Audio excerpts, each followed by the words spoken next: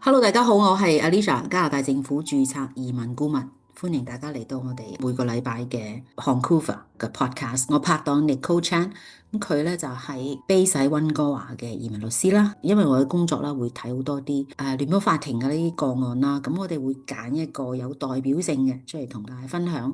有兩個目的嘅，第一個咧就係睇下現時嘅聯邦法庭法官點樣演繹加拿大移民法啦。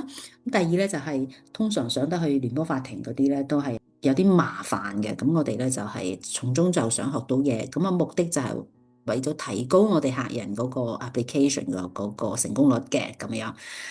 咁呢個 case 咧揾到出嚟咧，就係一個85歲嘅婆婆啦，佢91年咧已經喺加拿大噶啦。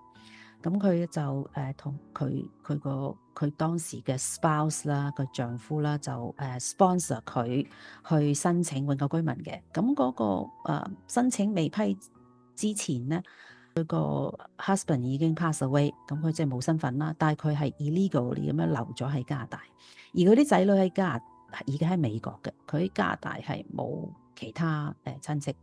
直屬親戚朋友，咁佢就申請咗一個叫做 PR， 係requesting for 呢個人道嘅 humanitarian and compassionate consideration 嘅。呢個咧就係俾移民法，即係其實佢係唔適合其他 program 嘅，完全唔可以適合嘅。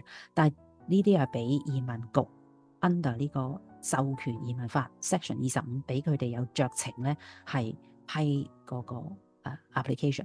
咁移民官咧就refuse 咗 application，咁佢就申請司法覆核嘅咁樣。咁而法官咧就係俾咗司法，即係批准個司法覆核嘅喎，即係意思就係嗰個 application 俾翻另一個移民局嘅 officer 去批嘅。咁我哋想請教 Nicole 咧，點解呢個法官去批咗佢個司法覆核咧？其實呢一個 case 係好 interesting， 因為咧我係第一次見一個司法覆核咧係為呢一個原因而批嘅。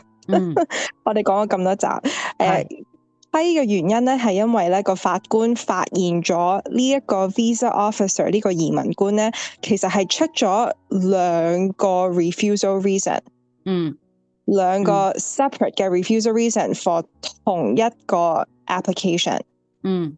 多數就係出一個啫嘛，即係你一個 application 一個 refusal reason， 佢今次係出咗兩個，而呢兩個唔係一模一樣嘅噃，佢入邊嘅內容同埋啲字係唔一樣嘅。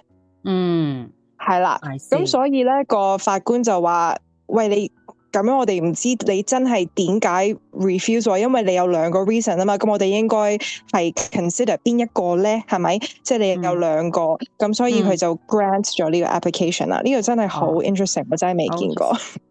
即係移民局犯咗個 technical 嘅錯誤啦。Exactly。即係都可以咁樣去俾另一個移民官去審批啦，咁樣。好 interesting 啊！多謝 Nicole 同我哋分享嗱，呢個唔係呢個 advice。如果你自己嘅 case 咧，就需要 Nicole 俾 advice 你嘅，請你 PM 我哋啦，我哋好樂意同你安排嘅。咁如果你親戚朋友都想聽嘅，歡迎你同佢哋 share 啦，咁樣。咁如果你其他 topic 需要我哋去做 research 嘅，請你喺 comments 嘅留言。下次再見，拜拜。拜拜。